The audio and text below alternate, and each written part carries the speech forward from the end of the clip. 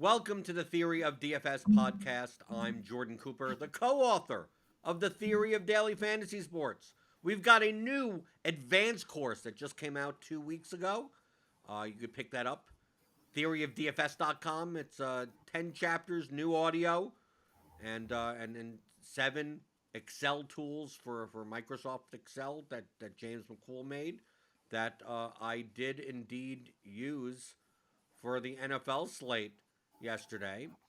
And if it wasn't for the fact that a lot of chalk hit, may have done better. Yeah, yesterday did not go great for me either. Yeah, I haven't dug into the tools as much as I was hoping. I was hoping I would come on the show and tell you, like, I've really done a deep dive in all the tools.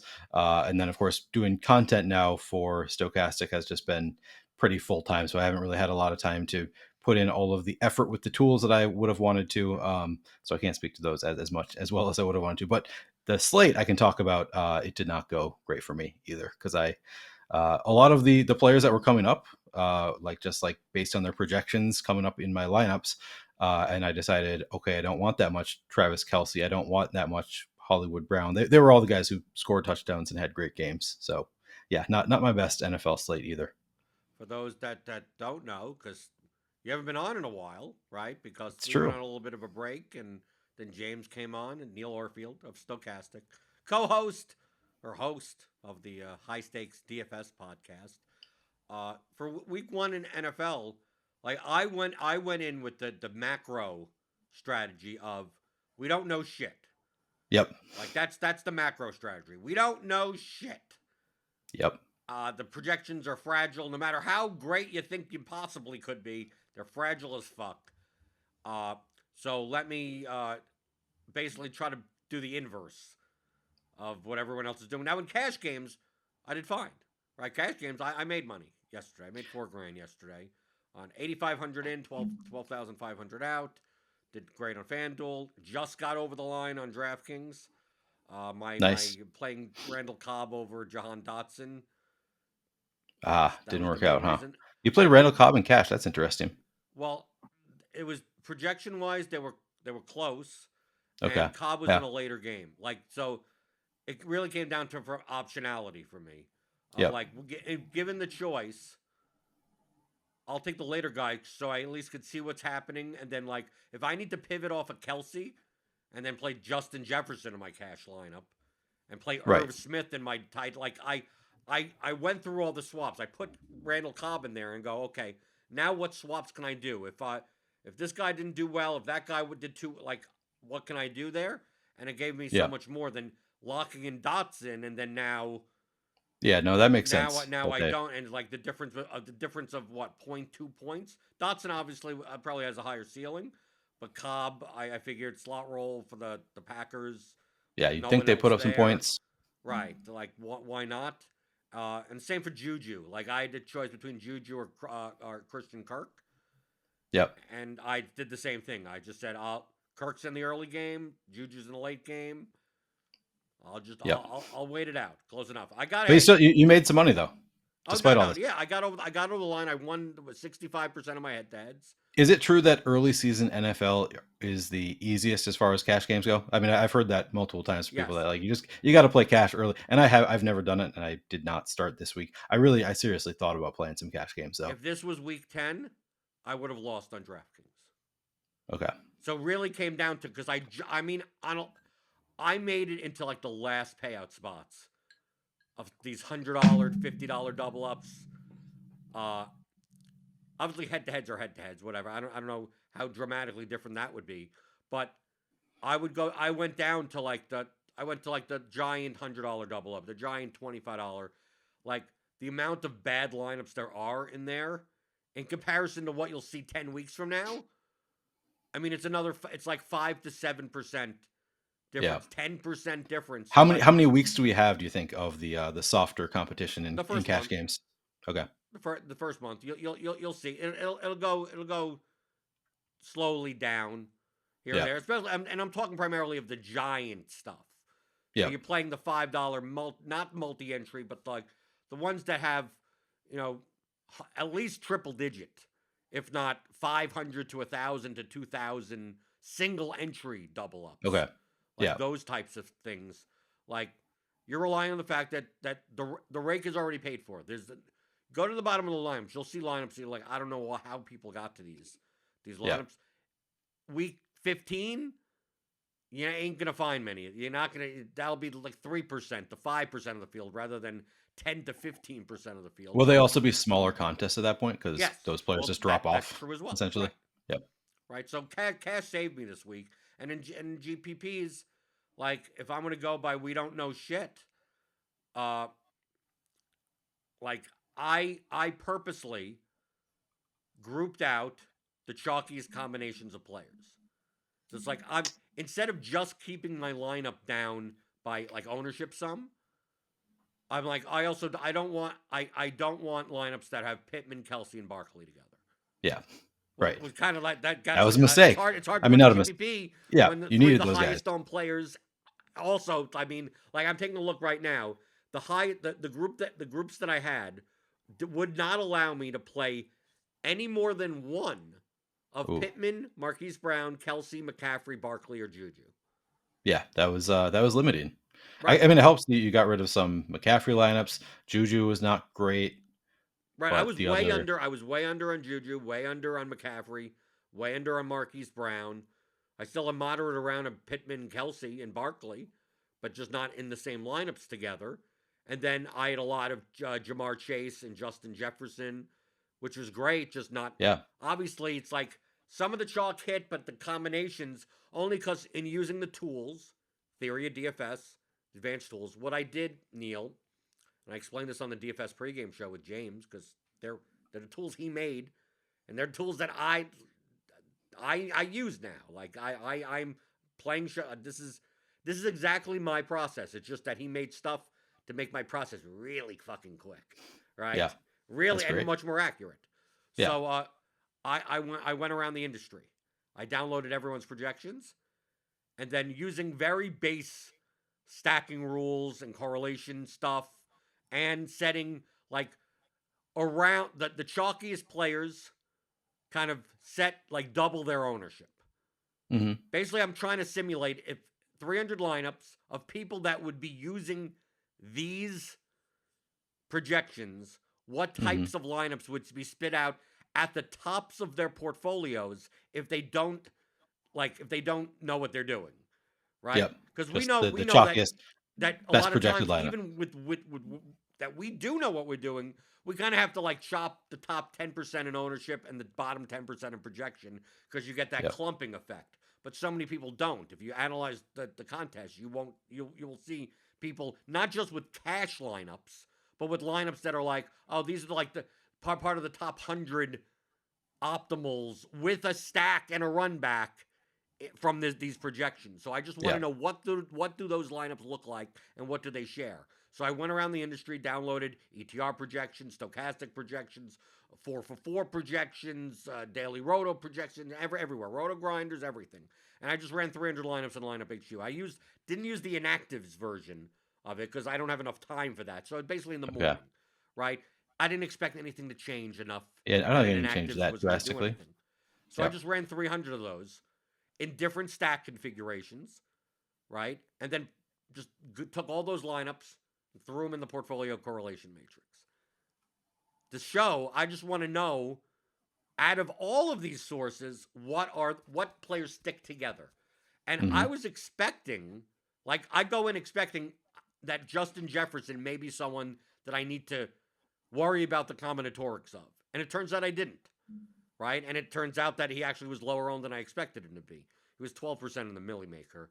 So I'm like, okay, so I don't need that. Justin Jefferson wasn't sticky, but I saw like if you were playing Saquon Barkley, like the likelihood of you having Travis Kelce in your lineup is really high.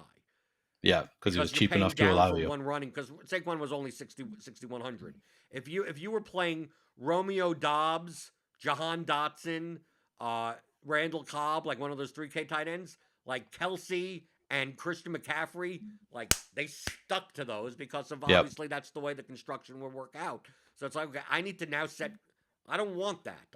If I'm going to play that combination, I'm going to play I have Josh Palmer in my lineup at 3,800. Yeah. instead. I can't have that. And if I do have a Romeo Dubs lineup, I have it because I also have Chase and Jefferson, and I have Clyde Edwards-Helaire and Damian Pierce in my running back spots, right? So it doesn't stick to those. But now, obviously, most of those combinations will also be the highest owned players. Like, I mean, like, it's you don't Yeah. have to go and do all that work to know that, oh, yeah, probably Michael Pittman and Travis Kelce going to be in a lot of lineups. It's like, yeah. Or Yeah. Christian McCaffrey or something like that. But it's those weird ones. Like, you'll find, like, weird ones that obviously I was concerned that with Hurts having high ownership, that A.J. Brown's ownership would be higher than expected. hmm But in using the projections, that was actually was the opposite case. I don't remember what the prices were on those players. A.J. Brown was 6,400. The opposite case was in running at now, obviously, if you're doing stuff manually without projections, who knows what the fuck you're doing. But if Right. you were using any semblance of a projection set and you were building lineups in an optimizer, you're more likely, if you were going to single stack Hurts, you would get a shit ton of Dallas Goddard in the tight end slot. Because it was going Okay. to jam in McCaffrey, Pittman, Marquise Brown, and you don't have enough money for Kelce. So it's now going to stack, because 6,400 for A.J. Brown was much worse point per dollar than some of those 5K receivers. Right. So you would find the Hurts Brown lineups that didn't have Goddard like 2 or 3 points lower projected. But you had to do that if you were just like, I just want the top Hurts lineups that, like, you were going to get a lot more Dallas Goddard. And would I have known that? If not necessarily. So now I'm running, right, looking at the R values of all these players, and I'm going, I'm gonna play a lot more. I'm gonna play more AJ Brown. It's like I don't mind these Hurts lineups now. Like if I plug in a Hurts plus AJ Brown and then don't only have max one of McCaffrey, Kelce, Pittman, obviously Barkley. I mean, you needed like 2 or 3 of those guys. It's just I didn't have them together. Like, so what percentage of players in these large field contests do you think are using optimizers? Because like this seems like an optimization. Like if you're using an optimizer, you're not going to get Hurts and Brown lineups. You're going to get Hurts and Goddard lineups. But for hand builders, isn't that the first thing you would do? You put in, if you want Hurts at quarterback, you're going to pair him with AJ Brown. Yeah, but then you put Hurts, Brown, Goddard. Then you put in DeAndre Swift, and like these players start sticking to each other anyway. I mean, like, Yeah. you have to play a low price wide receiver. Yeah, like at some point, like if you want to call it the hand builders that are the less skilled hand builders, they're gonna end up jamming in chalk that sticks to each other anyway. True. It's like they're gonna go and put AJ Brown and Dallas Goddard and DeAndre Swift to build a 3+1, and then go, well, I can't play McCaffrey, right? And then I can't play Marquise Brown, and then I'll play Marquise Brown and Juju Smith-Schuster, right? Because it's 1-1. Like they'll build that lineup, and those lineups are already represented in the portfolio correlation. I'm building those lineups still exist. They just the predominance of AJ Brown in lineups to Dallas Goddard in lineups was just so much higher. It's not that AJ Brown was still highly correlated to Jalen Hurts. It just that wasn't nowhere nearly as high as I thought it would have been before the slate. The same thing with Michael Pittman lineups. Like Michael Pittman lineups, Michael Pittman, odd enough to say, based on just running projections from multiple sites in different combinations, there was less correlation in lineups of Michael Pittman to anyone else in the game compared to other players. Okay. So, like, Pittman was more correlated in lineups to Travis Kelce and Barkley and McCaffrey and Juju than he was to even Matt Ryan. Wow. Like, to even the quarterback on his own team, or that's Brandon Cooks on the other side of the game. What was he? He was 5,500, I want to say, Pittman? Yeah, it was 5,500. So, like, what that showed me is that, like, I don't mind playing Pittman lineups, and I could differentiate much better simply by just stacking the game, like, pieces of the game more so than the Pittman was being used way more as a one-off than anything else in the game, unless you were doing it on purpose. I'm just going by I'm running 1,500 lineups and projections.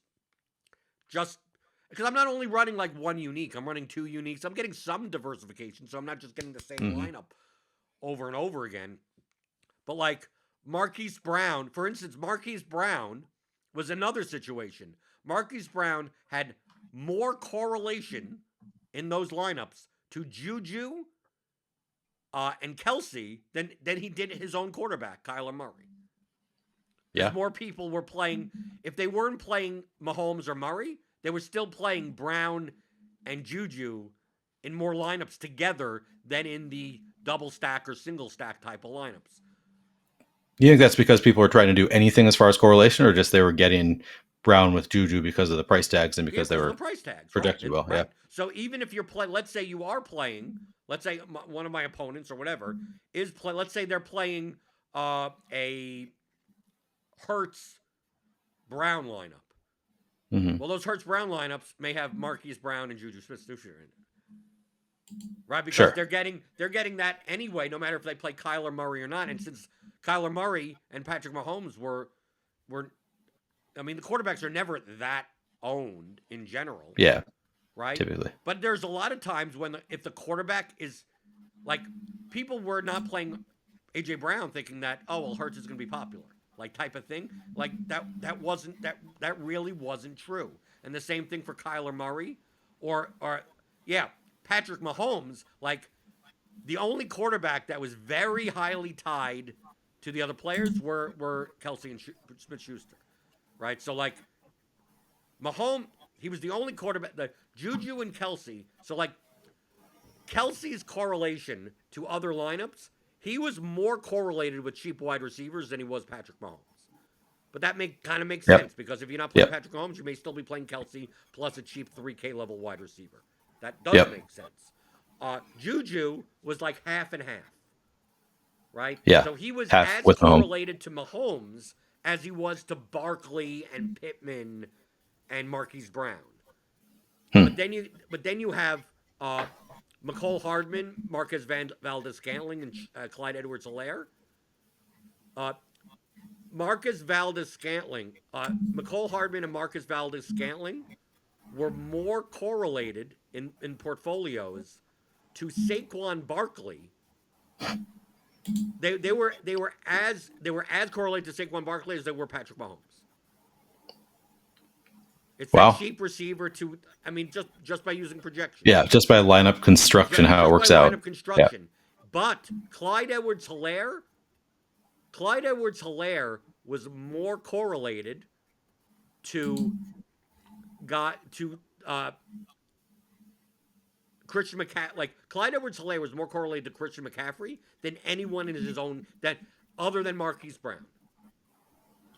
Okay. Because if you're playing Clyde Edwards-Helaire, you're probably not playing other Chiefs in those lineups, and your projection goes down far enough that it's jamming in Pittman, it's jamming in McCaffrey for raw points. It's not playing Kelsey because you already have one Chief in your lineup without the stack. Yeah. So like Clyde Edwards-Helaire, based on just industry projections route wide, was the least correlated. Him and James Conner were the two least correlated players to that own game, but still highly correlated to the chalk pieces. Because of the price tags. Clyde Edwards-Helaire, especially if you're playing like small field stuff, like simply playing Clyde Edwards-Helaire instead of the Chiefs or the Cardinals, but still playing Michael Pittman and Saquon Barkley and Christian McCaffrey wasn't good at it's not those. You would look like other CEH lineups, right? Based on that. So like, I mean, this if you think about it, it's all common sense because the way that price and position works out. But the fact that I could plug everything into a fucking Excel spreadsheet and have it essentially tell me, because the things that I could think about and go, is this too much? Are people going to do this too much or whatever? Like, yes, the highest owned players, yes, they're going to stick to each other. That's the reason, because they're price. But you see other things and go, wow, if I just play Josh Palmer in this spot, like that it breaks everything, right? Yeah. Like no one's he's 4% owned, and like but these other cheap wide receivers like Dotson or whatever. So it's like if I'm going to make that type of construction, let me use Josh Palmer, and then instead of playing McCaffrey and Barkley together, instead of McCaffrey, I play Alvin Kamara. And then Yeah. boom, all of a sudden my ownership sum goes down 20, my projection goes down like 3 or 4 points, but I'm significantly different, but I'm still chalky in the rest of the spots. So I'm still fine. So like this past week my portfolio was is a we don't know shit portfolio. I had one of the widest spreads. I played 150 lineups in large field, which is not all in the same contest. I played 50 in this Okay. mini. I played like 30 in the slant. I mean, it's just 150 across, and did Even in 12. the $5 milli, you weren't willing to play 150 in it.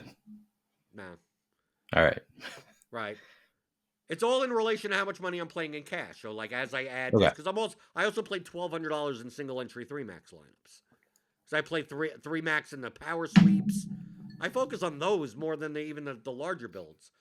But in the Okay. 150 lineups, I had no player more than 21% exposure to. Like I was just really flat. I played 14 different quarterbacks. I played all I the don't even. defenses. I mean, I just really just woof.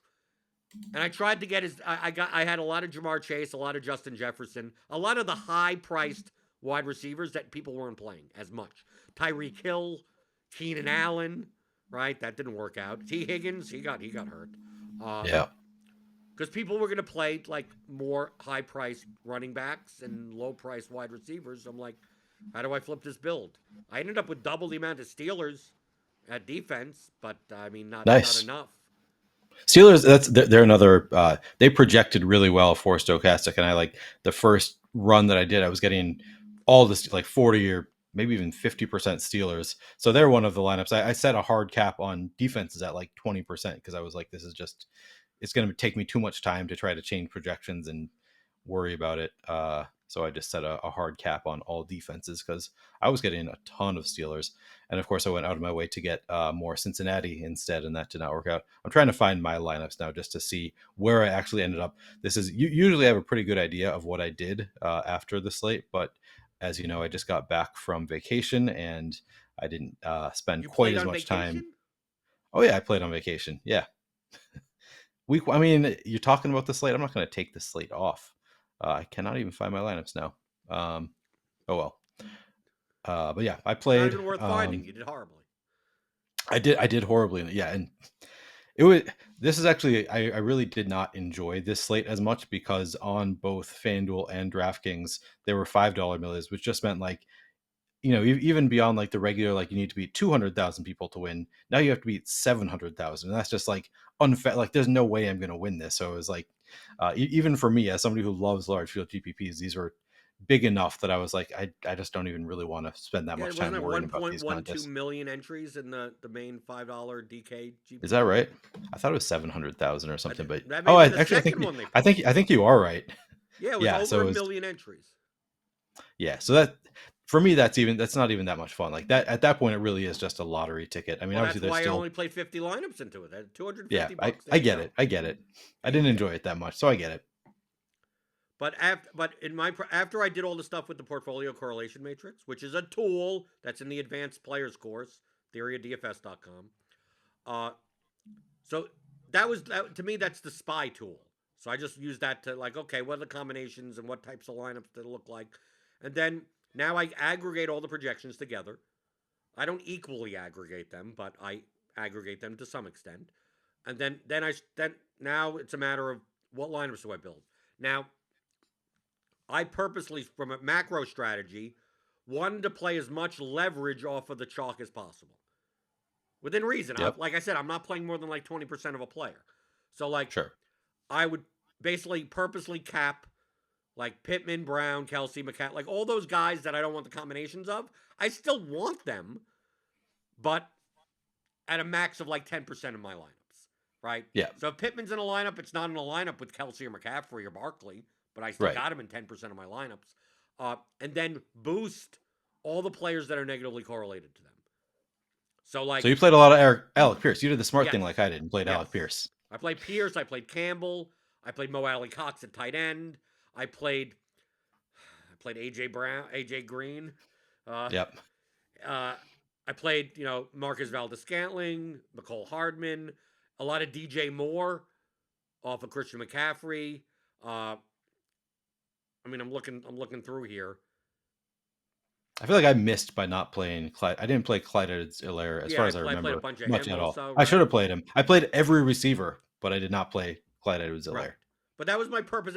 And I also played a bunch of the Steelers receivers, Deontay Johnson. Yep. When I say a bunch, it's like I put them in at 5. Right. Right? Because if I didn't put any min, I wouldn't get them at all. So Yeah. it just came down to like, just give me some. So I did that. I did that in 4 different stack combinations. And I was planning on playing not as many double stacks. Because I thought typically in the beginning of the year, the offenses aren't as good as the defenses. The totals were low. And I didn't necessarily see enough value on certain teams outside of maybe the Chiefs, right? Maybe maybe what other team? Maybe New Orleans. Yeah. So I was just putting together combinations of 4 different 300 lineups because that's what lineup HQ could build up to. And I did those combinations, but I also always like including, for me purposely,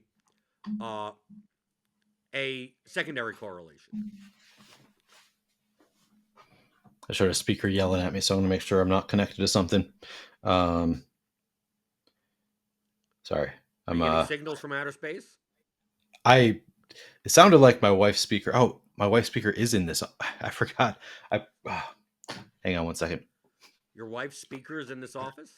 Yeah, I forget what the reasoning was, but for some reason she brought it upstairs, but then we didn't want it in the bedroom because it sometimes speaks to us in the middle of the night. So we didn't want it speaking to us in the middle. So before our vacation, I was just like, "Can you take this and put it in your office?" And I just threw it in here. Are we talking about something like an Amazon product? So what is a Bose speaker? What is it saying? It's saying connected to AOISISUS. I like telling us that I'm connected to some random shit. Okay, but okay, I can just turn this off. So it's a speaker just for music, like you just.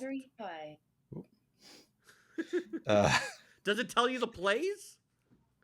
Yeah, I wish it would tell me the plays. 3 a.m. Fade Christian McCaffrey. Fucking turn off is what I'm trying to. All right, I'm just gonna put it in a drawer and it'll be quieter.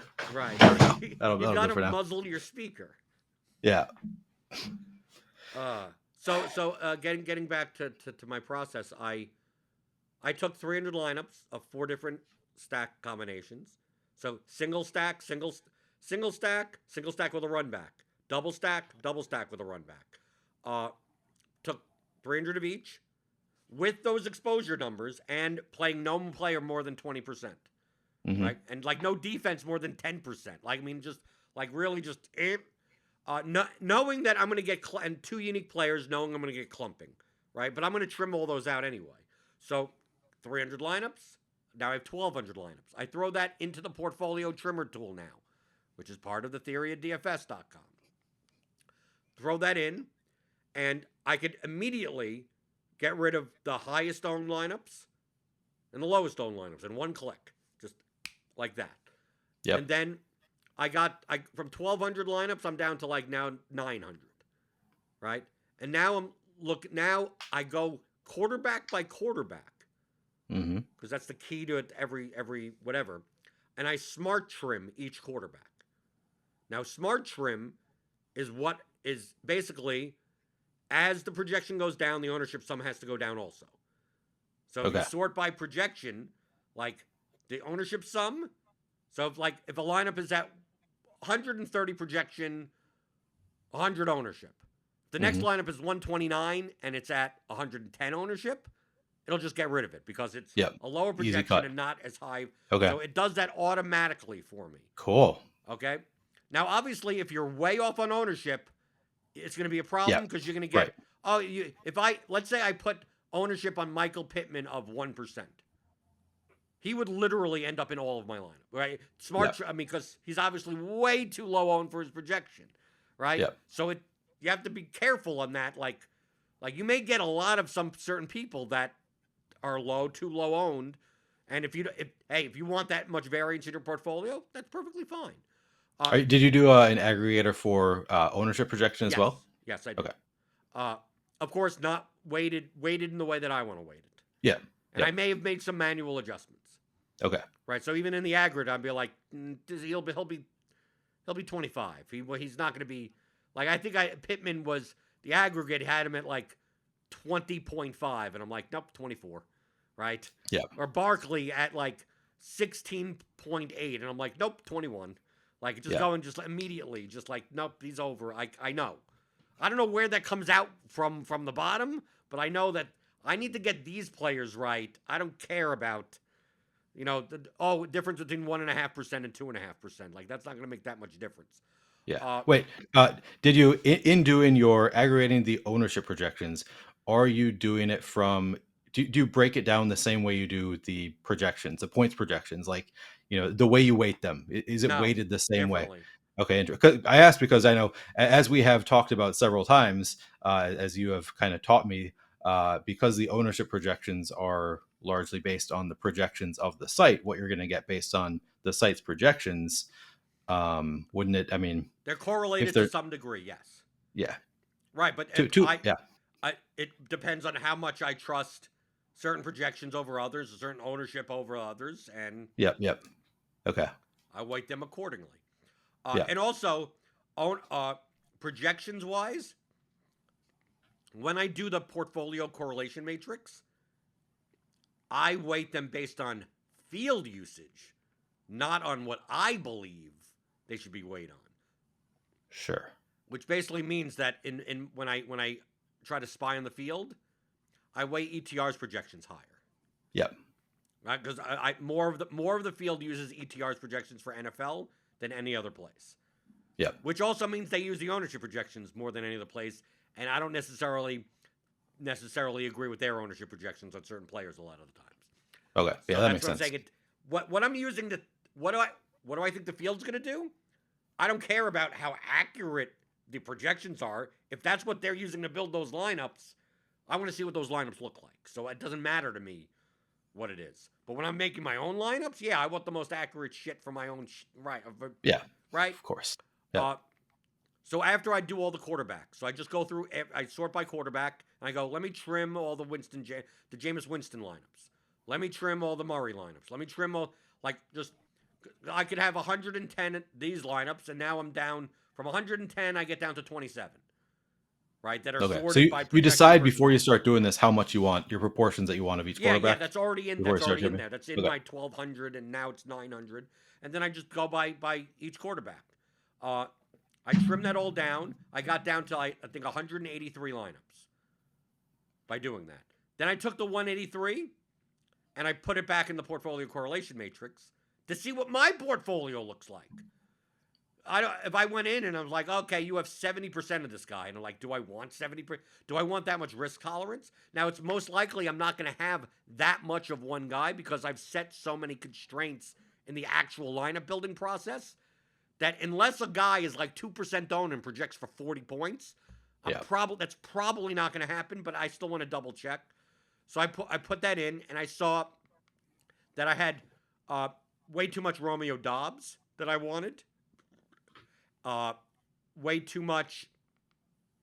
Who do I have? I had a lot of Kamara. I didn't necessarily want that much Kamara or whatever. So basically, once I saw that in the portfolio correlation matrix, I had basically 33 lineups to trim from my original set down to, because you didn't want to pony up the extra 165 to enter 33 more lineups in there. No, I already have everything all sorted. I already have the other sheets, so I'm not sure. I don't have to do that in Excel again. No, get the fuck out of here.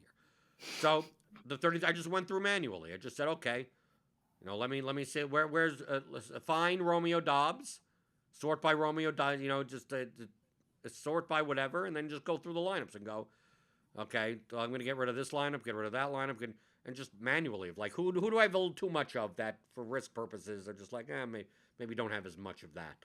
And I just got rid of 33 lineups manually. I got my 150, cut and paste into DraftKings. You done? Bing. How long did this process take you? Truthfully, the longest part of doing all of this is building the lineups is generating the lineups in the builder. Okay. If for instance, if it took to build 300 lineups that look with all those things, if that took a second to do, my entire process would have been about 8 minutes long. Wow. But it takes longer than that. Right, because of the three, I'm building three, because now I'm building 300. Remember, I'm building the original ones to spy on my opponents, and then put that in the portfolio correlation. Then I still have to build 4 more, and these are all 300 builds. And depending on how many settings you put in, the original ones are easy because I'm doing very default stuff. Because I'm just like, what are the most common ones look like? So those I could build like typically 300 in lineup HQ is a little maybe less than a minute. Yeah. 50 seconds or something.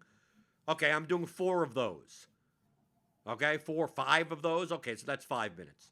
But then once you start putting in stack configurations and exposure, whatever, those 300 builds could take 4 to 5 minutes. Yeah. Sometimes 7, 8 minutes, depending on how many people are using whatever. So it's like now I'm building 4 of those. Right. So that's like 20, 25 minutes right there just waiting on, okay, I got one build, export it, put it in. Okay, now go. Now, typically, at that point, now I'm going over to another instance of lineup HQ for FanDuel and worrying about my FanDuel cash lineup or something. Like, I'm working on something else while that's going on, so I'm not just sitting there. But yeah, so like generating the lineups in lineup HQ, total minutes is like 30, maybe. Okay. But it's like the actual process is like 8 to 10 minutes. Like, if I could do that, like that, obviously, like if you did it yourself in Python, like, I mean, you'd be done. I mean, this would be a 10-minute process at most. Yeah. And that's, but if you did your process Python, is much faster than mine. Need the Excel, so like you'd be able to do this in 2 minutes, like grand total in 2 minutes. But this is much quicker than and more accurate. It's like it's not. I'm not estimating anything. I'm just like, no, I'm just what type of lineups, and then I have I wanted a nice diverse portfolio anyway. Yeah. And I got it. And then from there, I played 12 lineups in single entry 3 max. And since I geared my lineups kind of like at the top end of those the bottom end of those types of contests, even though it's large field, it's like I typically will play much more contrarian in single entry 3 max, as long as it's high enough projection. So in those 150 lineups, I went back in the portfolio trimmer, and I trimmed all the like basically 3/4 of the lineups that had too low of a projection. So it's like I need lineups that have at least this projection.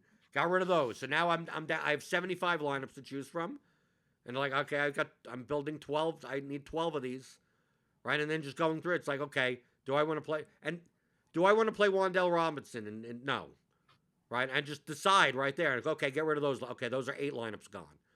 Do I want to play this guy? Like, and I just keep on going until I get. It's like, okay, I don't mind playing Marcus Mariota. Hey, Marcus Mariota, Kyle Pitts, Michael Thomas. That's interesting. But I don't want to play fucking 4 out of 12 of my lineups. Like, I'll pick. Right. Let me sort by Marcus Mariota, and pick and these lineups are close enough as it is that I just eye-sighted and just go, which is my favorite Mariota lineup? Right. Is there one with Justin Jefferson or Jamar Chase in it? Okay, I'm playing, and then I cut and paste that one into my DK file, and then the other like 4 that were there, I just clear out. And I go, okay, I want to play 2 Patrick Mahomes lineups. Well, which 2 do I want to play? And then on my other sheet, I could see the other lineups in Excel, so I could go like, okay, I already played, Joe Mixon in these first 3 lineups. Okay, I'm gonna go to. I want a Derek Carr lineup, but not one with Joe Mixon in it. Like, and that's how I get the diversification in my 12. But I'm just picking 12 out of the ones that I've already made. And that's how long does that take? 5 minutes? I mean, like, it didn't take me long at all. And then I have a separate file to upload that. DK entries, small field, I call it, and upload it. I'm done. There, boom. You have that's a very efficient process for how much is involved in it, how much thought is involved in it. You've got it down to a very efficient, much more efficient than my process, which takes hours on Sunday morning. Because that's why you need to get the tools. That's why I need to figure out how to use them. Yeah, exactly. I've got the tools. You sent them to me, so I've got the tools. I'd be in the same position as you. Like last NFL, I would wake up at 9 in the morning, right? Because sometimes I would do it Saturday before, but now I've learned that it's better to wait for the Schefter tweets and you get more accurate projections. I would wake up at 9, start listening to whatever stream, typically stochastic. You know, I don't know if Adam's no longer on the early show. Maybe he got himself off it. I don't know. Right. Maybe he got himself, but typically it was Josh and Adam. Now it's, I think, Yep. Josh and Greg, which I don't mind. Yep. But I always like listening to Adam. And then I turn on the Roto Grinder shows because I feel contractually obligated to do so. I typically Alex and Ben in the beginning, and then 10:30 I switch over to Dean and whatever. And Yep. at that point at 10:30, I'm so busy in what I'm doing. Yeah, not listening It's anyway. just background noise anyway.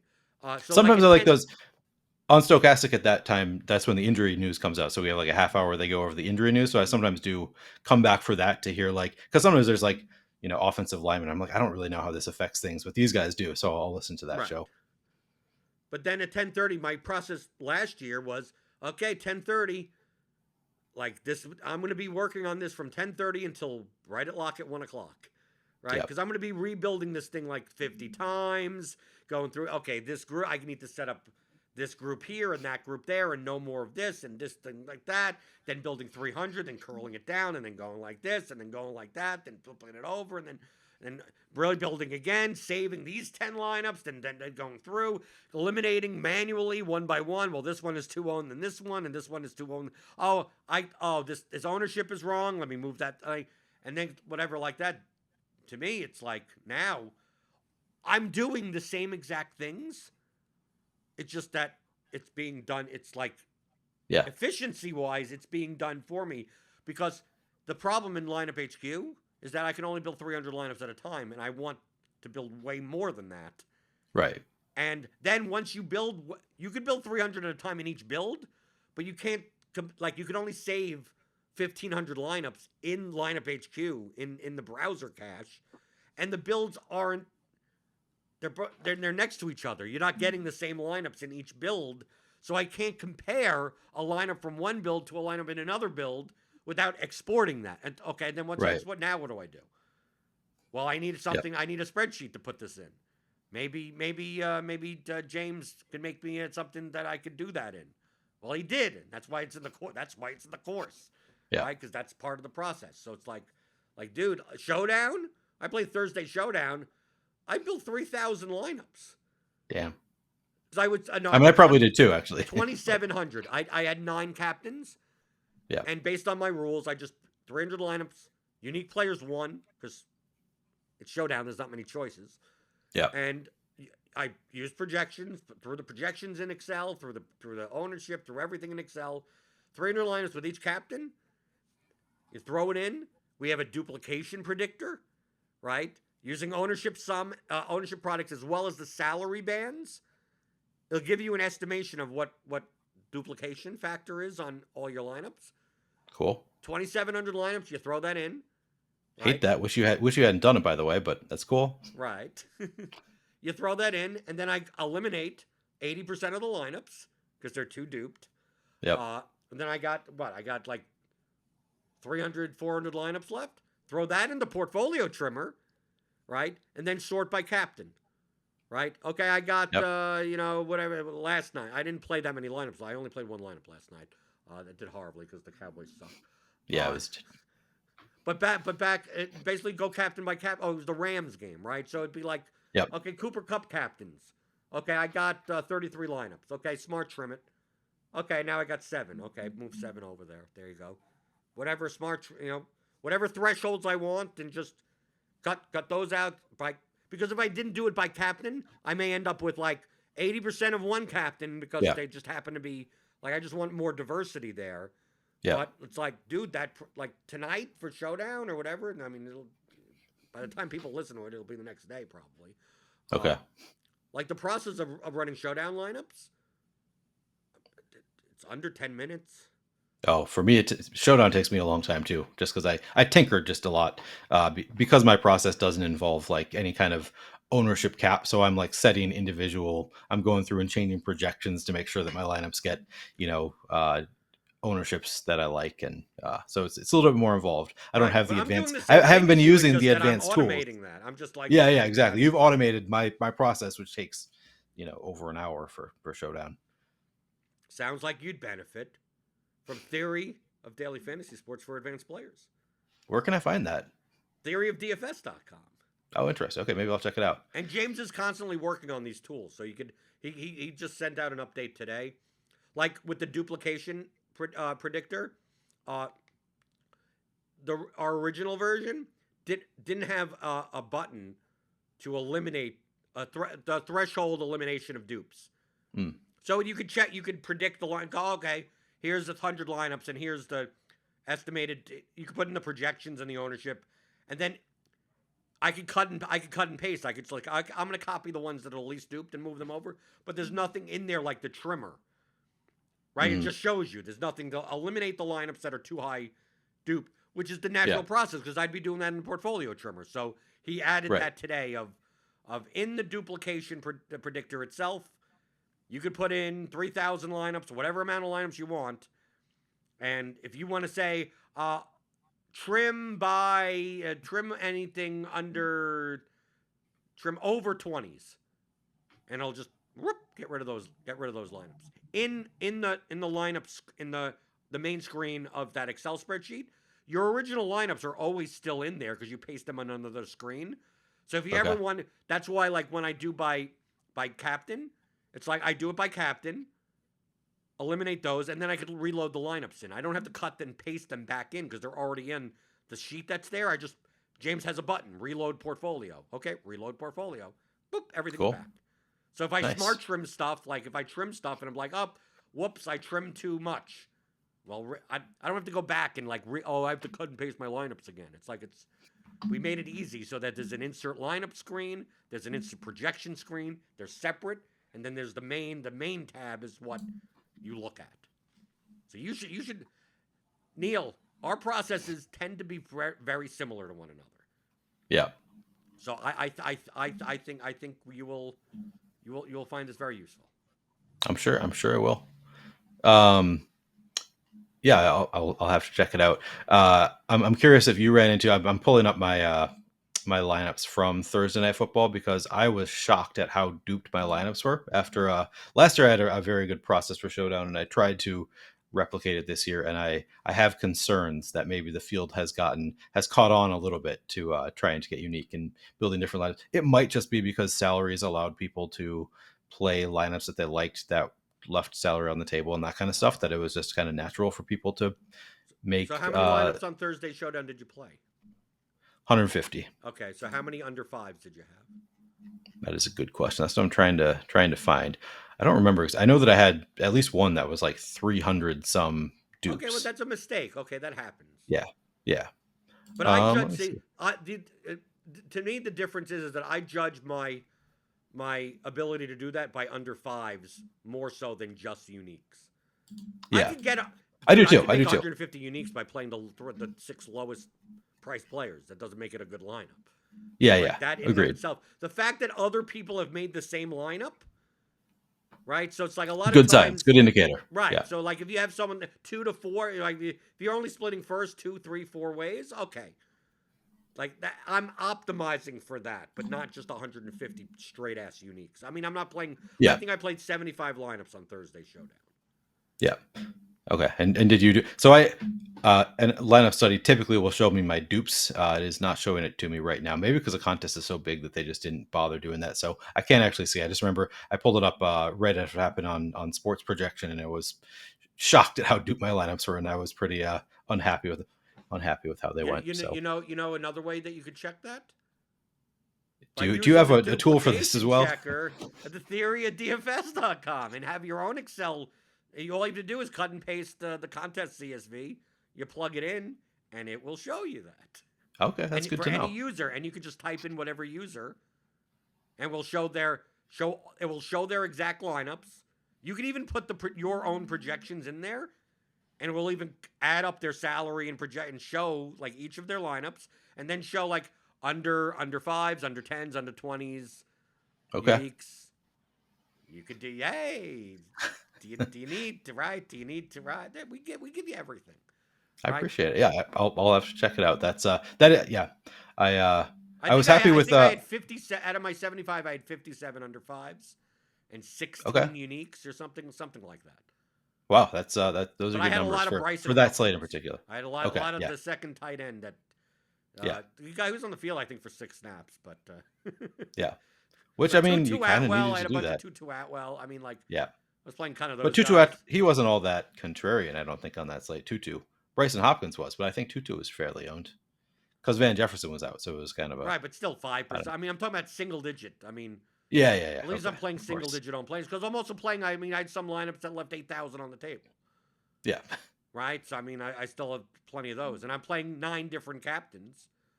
Right, so like, but the in the my most duplicated lineup out of my 75s was one that was duplicated 34 times, one that was duplicated 22, and I think I had like 3 or 4 in like the 12 to 15 range, and then everything else was single digit. So if I didn't have an under yeah, 5, it was probably like duplicated 7 times or something like yeah. that. I think mine were, I believe, much.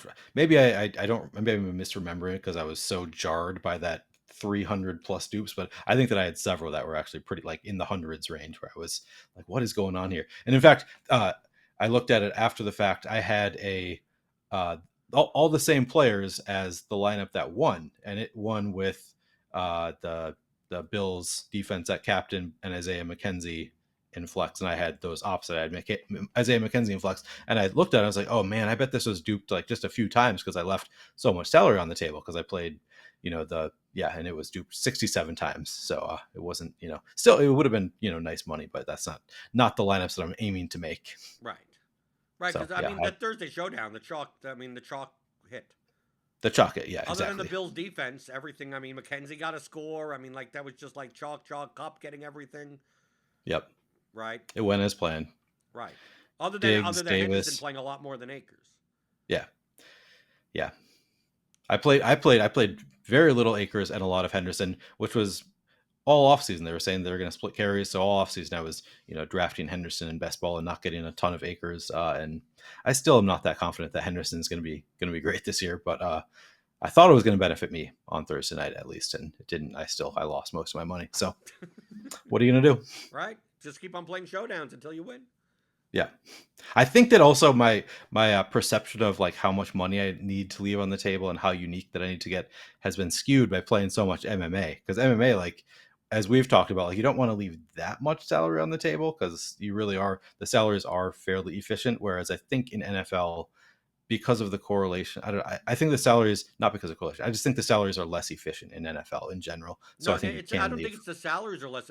The distributions in one game of NFL football are nowhere Sure. near normal. Yeah. Okay. Yeah. Are not are don't even I mean are not even like within any type of like it's not even bimodal. Like in MMA it's bimodal. So it's like okay, one guy wins, the other guy loses. It's like the Yep. bigger the favorite is, the more likely they're going to put up more points when they do win because that's on average. When you have one fighter that's a minus million favorite, they're probably going to beat the shit out of Almeida. Just beat the shit out of Anton Turkali. I mean, like that. That's on average. That's what's going to happen. So you're going to see that distribution curve is going to look like almost like an inverse bell curve or like 2 humps. Yeah. But in NFL Showdown, it's like the number one, the player distributions aren't normal, and the correlative stuff of the players' distributions aren't even normal, and they aren't Right. even bimodal. So they're like it's just like wave lines like this. So salary wise, like in MMA, it's very unlikely that the top 6 scorers are the 6 biggest underdogs. But Right. in NFL, it could work out that the 3 highest scoring receivers are 1K receiver. I mean, Right. it could work out that way. It doesn't work. That's a little extreme, Right. but But theoretically. right. But in MMA, it's more likely than not the optimal lineup spends 49.5 plus, most likely. It just Yep. depends on how often is it duped, type of thing. NFL, like, dude, we see lineups that leave 5,000 on the table win all the time. I mean, just like, because who says that Allen Robinson doesn't go 8 for 120 with 2 touchdowns. Right. And Cooper Yeah. Kupp, it still has his 8 catches for 70 yards, and that's it. Right. I mean, that didn't happen, but Not at all. it could have. At least Yeah. there's more of a likelihood, but it's much less likely in MMA that other than this past slate, which was completely bonkers.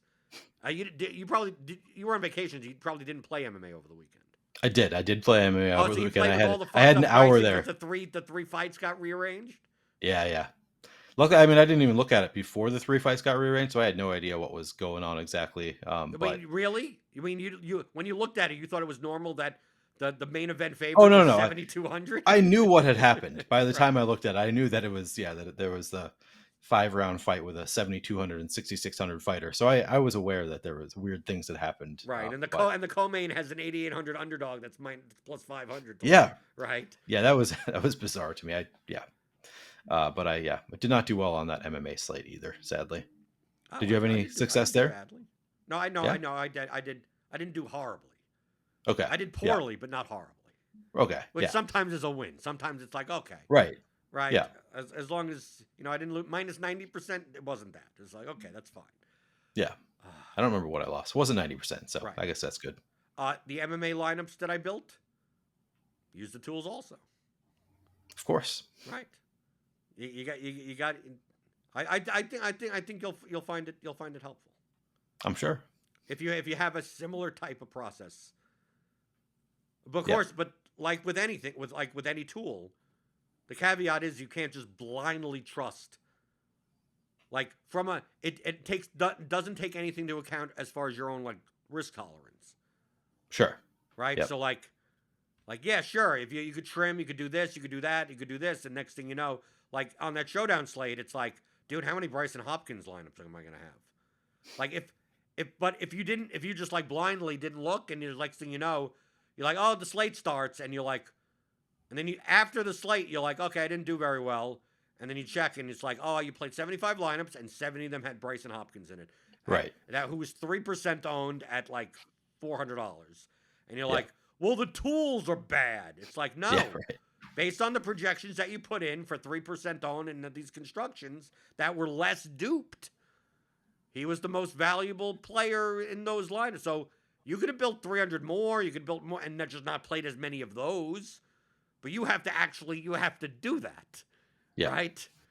Right? You have to actually, because if you would have put Bryson Hopkins' projection at just 1 point lower, and he only had like a 3-point projection or 2.5-point projection, you would have gotten much less of him just by a 1 point difference. So like, imagine importing a projection that is just off or not updated, like for an inactive or something like that. Oh, maybe Van Jefferson be now. Yeah. Right. Like maybe you downloaded projection, didn't realize from this source that they're still projecting Van Jefferson in. Right. And then you wonder why certain that your aggregate even is going to be lower on Ben Skroenek, right? Or whatever his name is. And you're not going to get as much of him, especially because you're also aggregating the ownership projection, and that's going to go up also. So next thing you know, you have so much Tutu Atwell, you don't know what to do.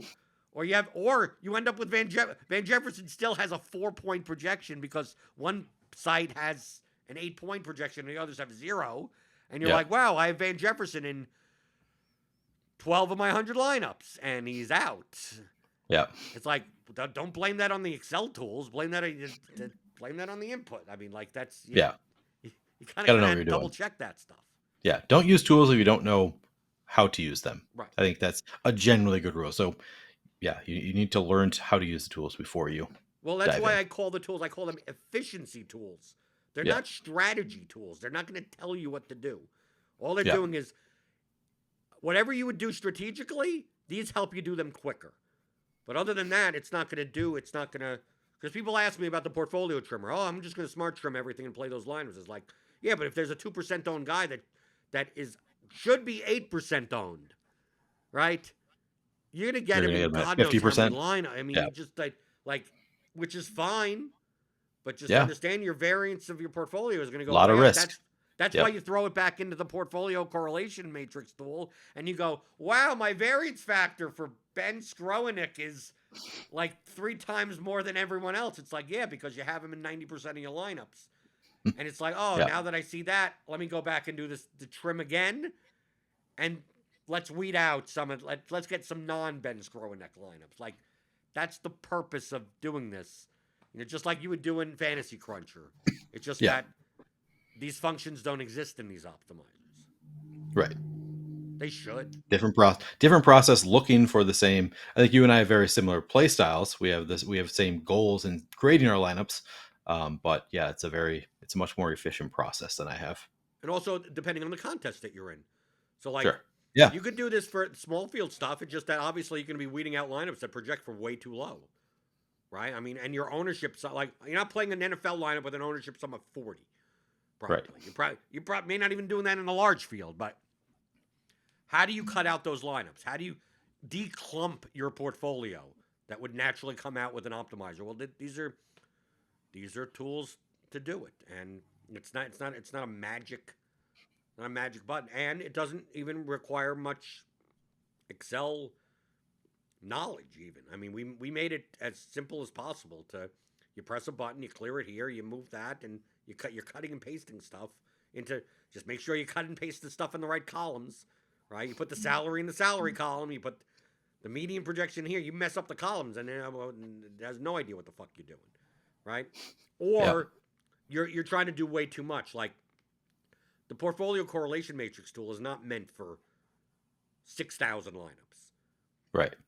Only because it has to diverse lineups. It's just Excel isn't built for that.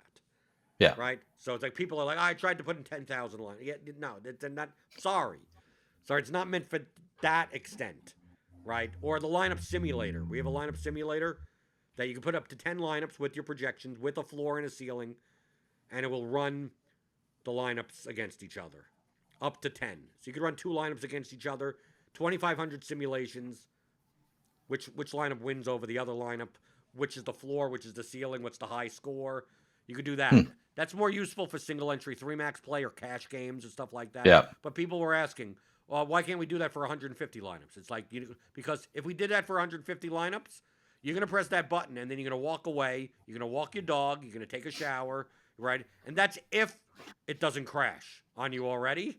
Like, Excel is not that. It's not built for that level. We did up to 10 for. And how long does it take for 2 to do 2,500 sims?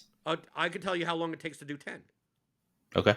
Instantaneous. How long? Less Instantaneous, really? than a second. Like, right. Cool. But as you add more and more, so like, what is the optimum amount of 20? Then if you could do 20, why not 50? I mean, like, it's the reason why the tools were meant the way that they're meant for. The tools were designed that way is because that's what they would be useful for.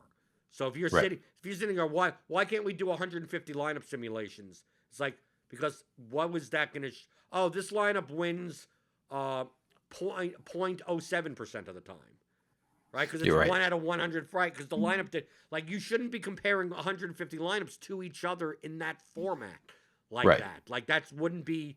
This is more of the type of thing of, okay, I'm playing 3 max contests, 3 lineups, and based on the floor and the ceiling, I got 20 candidate lineups to choose from, and I want to see and 10 of them have this player and 10 of them have that player. Let me see what these, and then you could weed it out and go like, oh, maybe this lineup is slightly better than this lineup. I mean, most likely you could pick any of the 20 lineups and you're fucking fine. But if you want something that's even, you want to squeeze out a little bit more EV or something, or have a deciding factor, here you go. Or a cash. The top, let's say we get in basketball sometimes, right? The top 3 optimals are like within a 0.05 of each other, and it's like a 1v1 and 2v2 for the mean projection. Yeah. Right?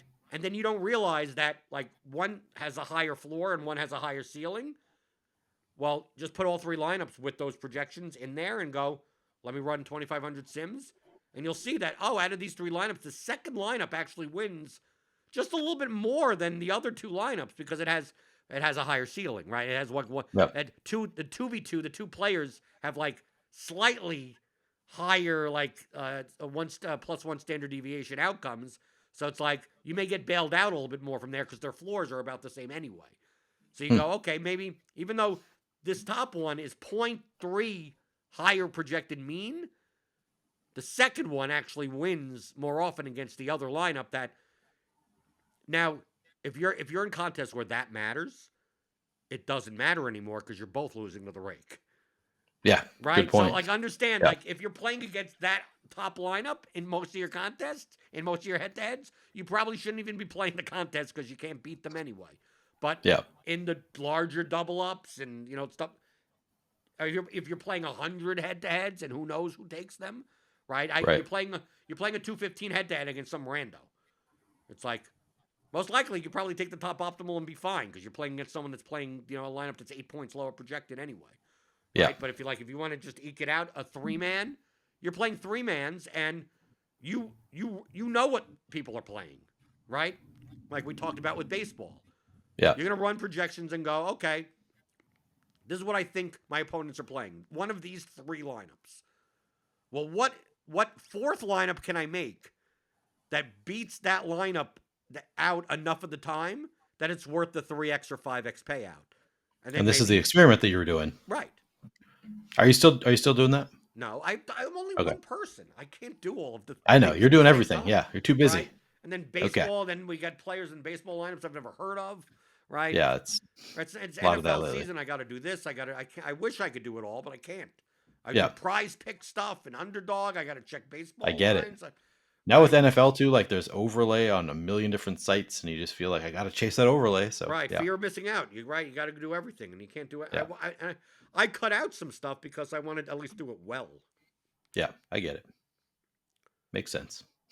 So yeah. So I've been doing well over here with the tools. Good to hear. That Nice. I point this all out because, like I always say, I eat my own dog food. I wouldn't have collaborated with James on building these tools because obviously I recorded all the audio.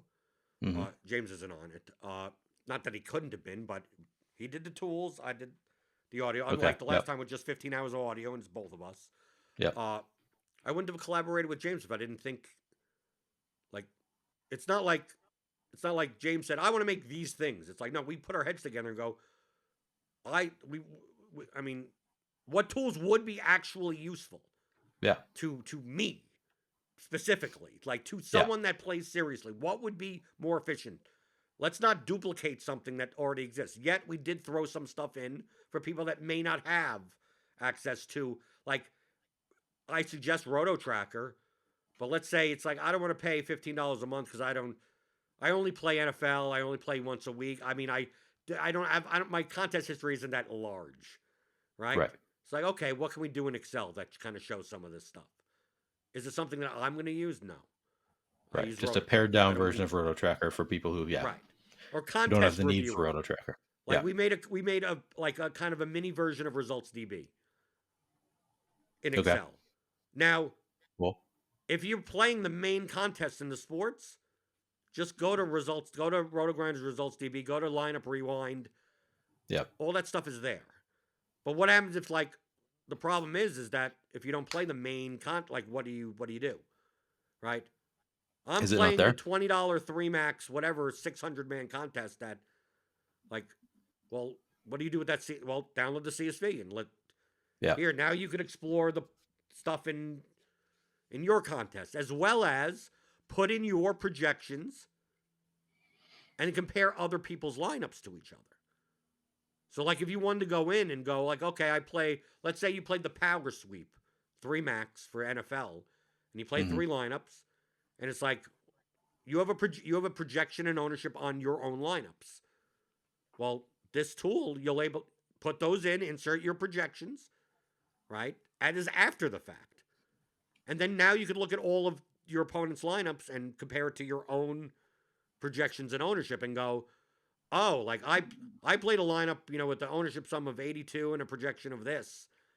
And this sharp player played one really chalky lineup, one really not chalky. Like, you have something to compare it to, not just the players and the exposures. It's like, what does the whole lineup look like? And Yeah. typically, from a directional standpoint, if you find that in your contest that you're playing lineups that are way too low projected in comparison to sharper players' lineups, or Mm-hmm. way too different ownerships than sharper players' lineups, then you're either playing way too contrarian or way too chalky. Yeah. But instead of looking at the players and go, well, I had more of this guy and less of that guy. Well, that sharp player had more of that guy and less of that guy. It's like, well, what do those lineups look like? Right. Right? Because maybe, yeah, they had both of those players overweight, but they were never in the same lineups together. Yeah. Right? Because they kept them up. Like, you think, Yeah. you look at my lineups from yesterday and go, you still had plenty of Barkley. You still had But you plenty of grouped out Pittman. McCaffrey and Kelsey, Barkley, but I yeah. didn't play them all Yeah. together at all. Yep. And they'd be, oh, you were over the field. It's like, yeah, but not together, right? Right. So what does that tell you? You didn't even look at the actual lineups. Oh, you had a ton of Aaron Jones yesterday, right? And a lot of sharp players had a lot of Aaron Jones yesterday. But in what types of lineups? Like, Right. It amazes me. I checked results DB earlier. That I could probably pull out and put it into portfolio correlation matrix. What I love about that is that all you need are lineups. So as long as I download the contest CSV, I could just grab anyone. Like, I could sort by someone's lineups and just by one player. Sort by one player. Let me just take all of the Aaron Jones lineups. Take all of the Aaron Jones lineups and then throw them into the portfolio correlation matrix and see what players were most correlated to Aaron Jones. And from just looking, I could do that, but I mean, I was looking through some of the stuff. Mm-hmm. Aaron Jones was used more as a one-off than with Justin Jefferson, which amazed the hell out of me. That Saquon Barkley was more correlated to Aaron Jones than Justin Jefferson, which seemed to be obvious. Like, well, if you play Aaron Jones on one side of the game, you're going to play Justin Jefferson on the other. I mean, like, why wouldn't you do that? Because it didn't like Aaron Jones had less correlation to Kirk Cousins or Aaron Rodgers. Not many people played those quarterbacks. But yeah. It just seemed like way less. I'm not saying that no one played Aaron Jones with Justin Jefferson. All I'm saying is that in comparison to his ownership in sharper players' lineups, it was much less Aaron Jones, Justin Jefferson than Aaron Jones and some Michael Pittman and some of the Marquise Brown and Travis Kelce. And I'm like Justin Jefferson really didn't come in as high owned as he was, like 12 to 15% owned. Like Aaron Jones came in at 15 to 17% owned. It's like, it would make sense that at those ownerships, oh, well, Jones and Jefferson should probably be, that overlap should exist more than that combined ownership, and it wasn't. Yeah. That's really interesting. I was surprised by that, but that's something that if you're reviewing the slate, you can't tell by just looking at players' ownership and the exposures. Oh, all these guys were were more exposed to this guy and less exposed to that guy. It's like, well, what do those lineups look like? That's the more important fact, not who's above the field and below the field. Right. Lineups, not players, I've heard somebody say. Oh, really? Heard it said before, yeah. I think it was Josh. Right, yeah. No, Josh, just kidding. The funny part is, every smart, sharp. I mean, Josh says it too. does just that, obviously not include it. Yeah, and in multiple different ways. Yeah, right. Exactly. I say it in the most the most efficient way. Yeah, right. Right, lineups, not players. It's a good way of saying it. 3 words. You have to spend a paragraph explaining that. Yeah. Started play whoever you want. Play whoever you want. Right. 4. I got it down to lineups, not players. Yep. I'm eventually going to get down to 2 words. Fuck you. I like it. Yeah, you should use that more. At that point, it's like, what does play whoever you want mean? Well, it means lineups, not players. So what does that mean? Fuck you. Yeah. Like, if you don't get it at that point, right? Yeah. I'm sorry. That's the natural progression. Just getting shorter and shorter. Yeah. I don't know what the one word is going to be at the end. I don't know. The best I can come up with is die. I don't know, but I don't know if that quite works. Probably something better than that. Quit. Yeah. Probably at that point, quit. Yeah. Anything else going on yesterday you wanted to talk about? No, I just got home from Boston. As I said, I was on vacation visiting friends, but I did still play both the NFL slate and the MMA slate. So I wasn't sure if I was going to be able to play the MMA slate, and then I just happened to have a 1 hour window, between hanging out and then dinner, where I could really focus on those lineups. So You brought your worked out well. laptop and you just, right? I brought my laptop. Yeah, I mean, I was gonna play NFL. There was no way I was taking week one of NFL off.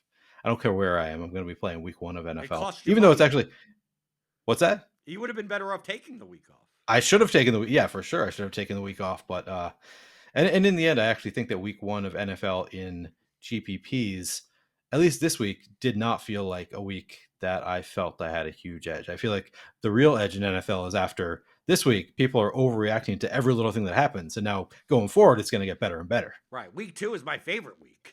Yeah, Right? week two especially, because everybody's like, now everybody says, well, man, I shouldn't have drafted Allen Robinson. Everybody's so down on Allen Robinson. I'm like, yeah, he might suck now, but like we also have just a 1 game sample size, so Right. Christian might be. McCaffrey, dead. Yeah, Right? never going to play Christian McCaffrey Can't play again. Christian McCaffrey, right? He's dead. Yeah. Saquon Barkley's back. Austin Eckler, pointless. What's the point? Yep. Right? And you just play those guys the next week. Derrick Henry's washed. Yeah, it's Right. just exactly. It's fun. It's fun times now. Right. Or you see a target share, where it's like, oh, or people that don't realize, like Jahan Dotson. Oh, he's a thing. It's like he got 3 targets. Just 2 of them happen to be touchdowns. Right. That's it. That doesn't. Okay. And then there are people like Kyle Pitts. Kyle Pitts. I don't know. Is there any player that has left more points on the table? Yeah, I don't know. Like, He's because I frustrating. played him on FanDuel and FanDuel Cash, and I did play Yep. him in a bunch of, because I played like Mariota, Pitts, Michael Thomas type lineups, or Winston. I played Pitts as the Falcon in Saints lineups, and I'm like, geez, 2 for 17 or something like that. I'm like, Yeah. did someone start in front of him or anything? And then I saw, it's like, no, he got 9 targets Yeah. or something, and he's like 2 end zone targets, and I'm like, yeah, he just doesn't. The Falcons are just bad. Yeah. I think that's Just bad. probably what it comes down to. Yeah. Right. Yeah. Okay. You're on shows this week on Stochastic? I'm getting busy now with Stochastic. Not gonna. It was pointed on Twitter that touts sometimes complain about how much work they have. So I'm not complaining, but yes, I'm doing a lot of. I'm writing an article now. I published my first article on Stochastic last week about the Thursday Showdown slate. I'll be doing that every Thursday and Monday. I'm a slow writer, so I don't enjoy it quite as much as shows, but it's still kind of fun. Kind of fun to publish. I would not. I can't. I've written 1 article in the history of Roto Grinders. Oh, really? It was literally. I guess I would have ever assumed. did for Roto Grinders.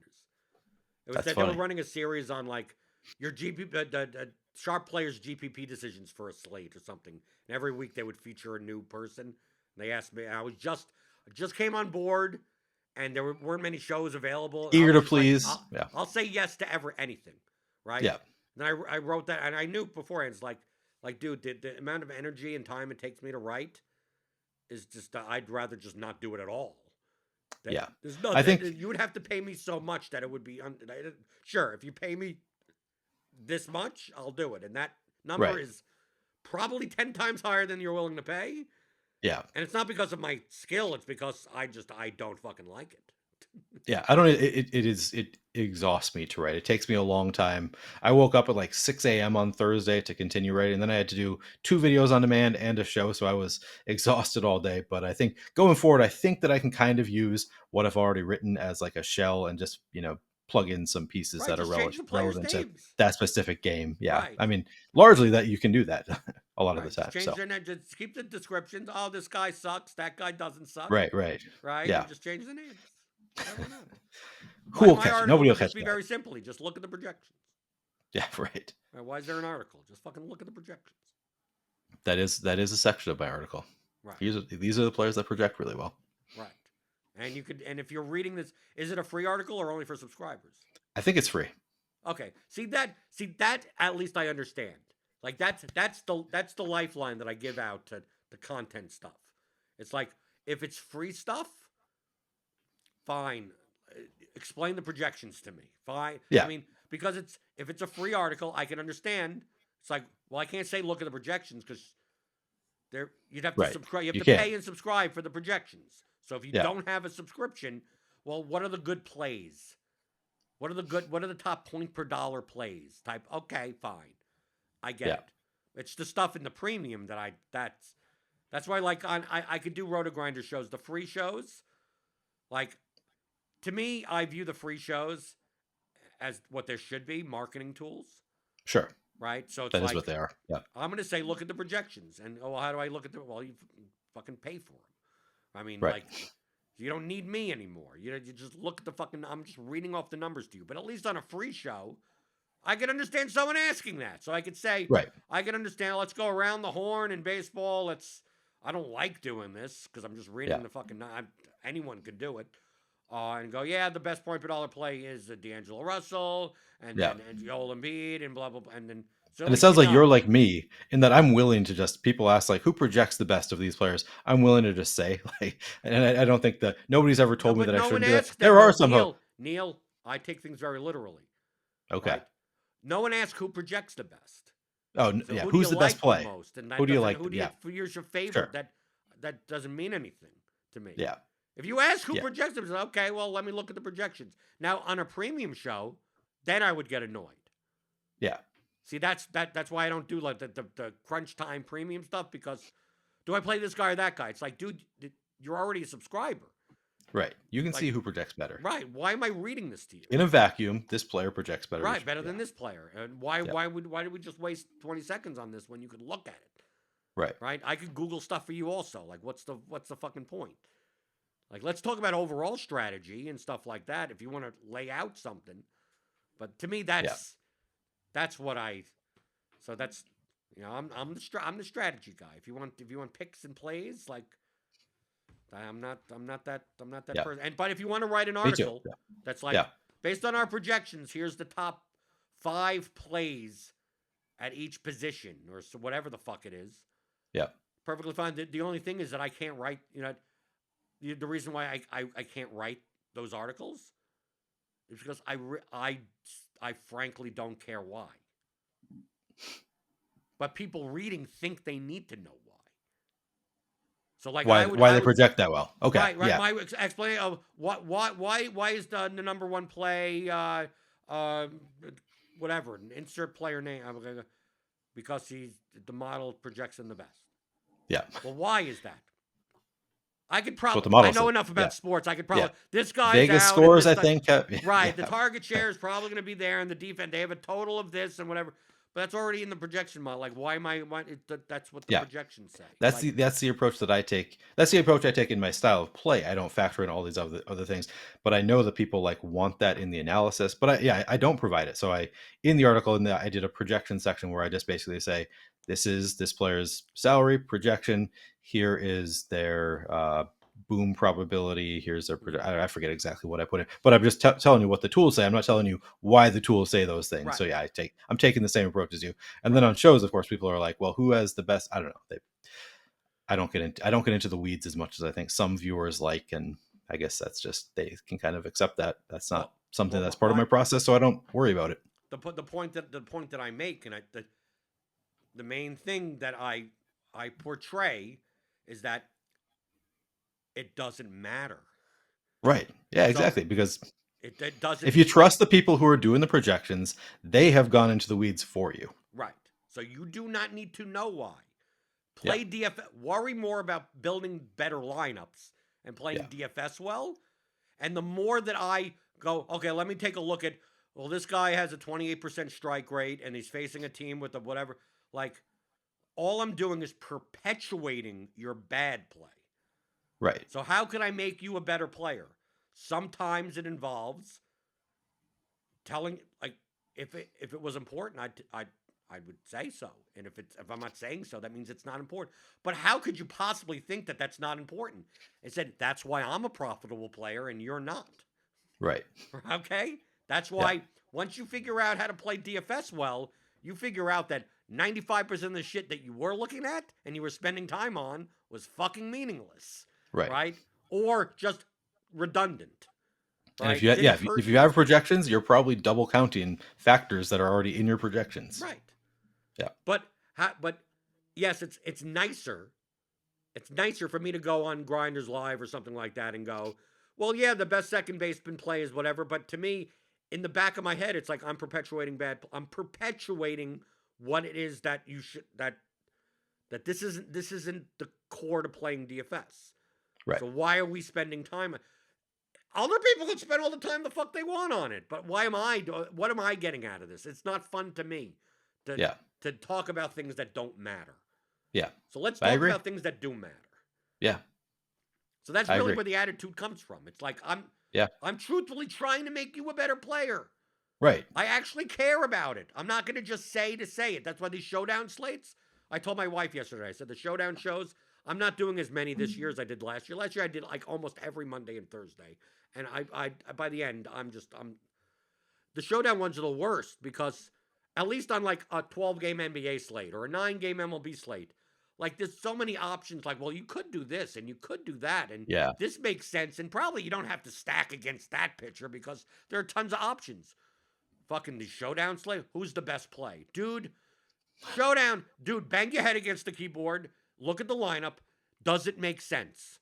And they'll go, no. Said, do you feel comfortable wagering $15 on this lineup? You go, absolutely not. He said, that means it's a good lineup. Yeah, play that lineup. Right. So how do you analyze it? I mean, that's so I think this is gonna happen. And like, dude, you're playing large field GPPs for Showdown? Like, people in the chat sometimes are like, I can't believe you're suggesting X, Y, and Z. It's like, yeah, it's low probability, but would I rather have that dupe 3 times or do what I think likely is going to happen, dupe 680 times? Right. And the sad part is that the chat, 90% would say, I'd rather have the 680 dupe. Yeah, they're likely. Right. Yeah. Oh, I want the most even though it's negative EV. Yeah. Right. So like so what am I doing there? Like I'm spending 45 minutes. I need someone else on. Feel free, Will, feel free to go off and tell you what. Oh, this guy's because of this matchup and this thing and whatever like that.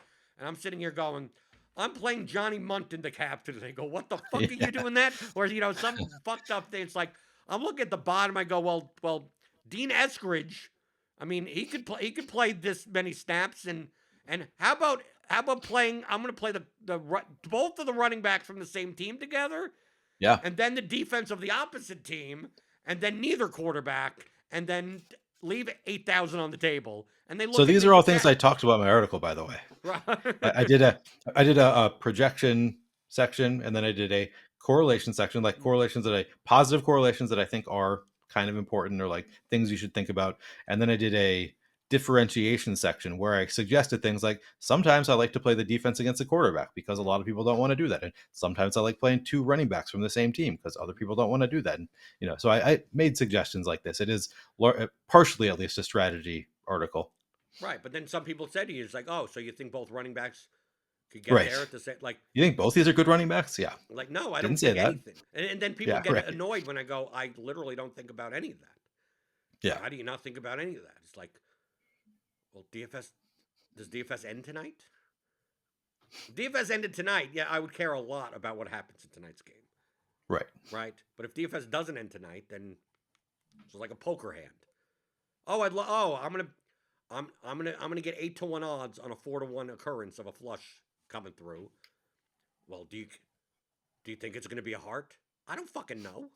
Right. All I know is that it's a 4-1 chance, and I'm getting paid 8-1. Said, but what happens if it doesn't come? But will it come out?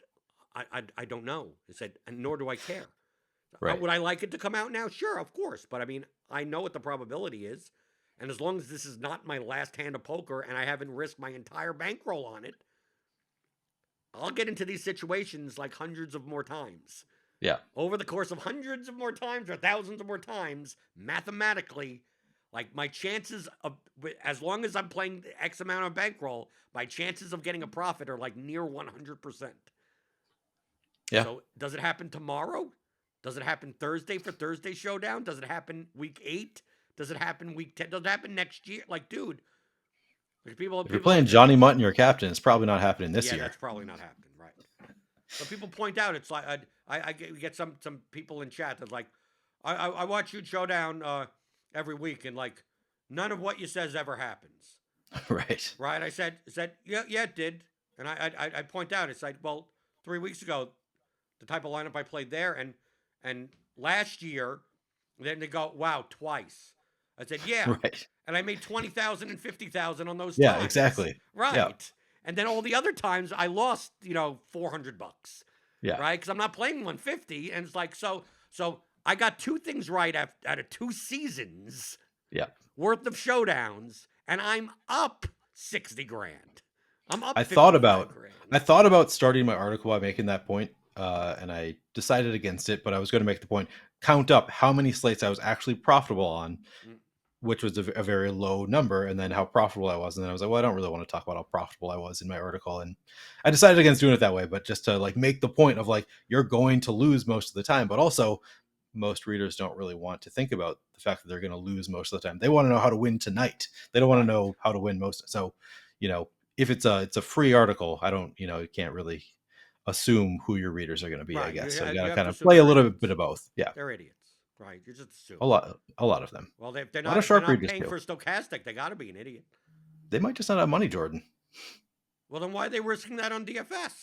That's good. Good point. Good point, I guess. Okay. That's fair. What the fuck are you doing? Yeah. But people can find your stuff, stochastic.com.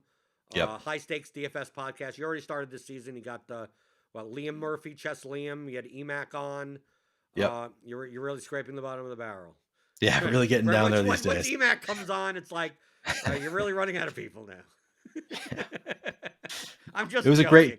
I know you're joking. Yeah, it was a great conversation with EMAC. I had been looking forward to having EMAC on at some point, and then finally. EMAC's probably one of the longest. I would say EMAC is probably the longest term, most profitable small stakes. DFS players. He posted a screenshot that included his bankroll or included his DraftKings balance on it, and I was shocked at how high it was because he plays such small stakes. I was like, you're playing like, $20 a night often, but like he has a really big bankroll and he just doesn't use it because he also has a high paying day job and just doesn't really want to play high stakes DFS. So right.